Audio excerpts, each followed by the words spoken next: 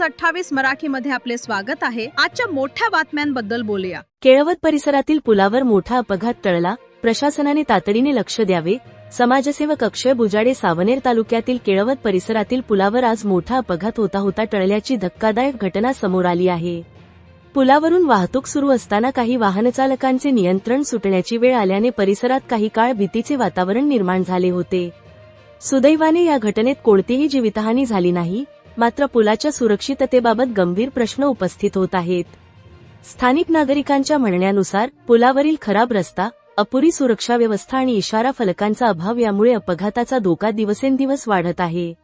विशेषतः रात्रीच्या वेळी वाहनचालकांना मोठ्या अडचणींचा सामना करावा लागत असून पुलावर तातडीने दुरुस्तीची गरज असल्याचे नागरिकांनी सांगितले। या प्रकरणी समाजसेवक अक्षय बुजाडे यांनी प्रशासनावर नाराजी व्यक्त करत तातडीने उपाययोजना करण्याची मागणी केली आहे।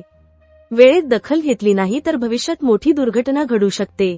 जीर्ण झालेल्या पुलावरून मोठे ट्रक गावात आले तर आम्ही ट्रकसमोर झोपून आंदोलन करू, असा इशारा सामाजिक कार्यकर्ते अक्षय बुजाडे यांनी दिला।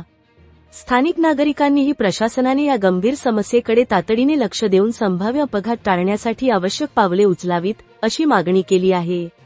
सावनेर क्राईम रिपोर्टर अक्षय बुजाडेची रिपोर्ट।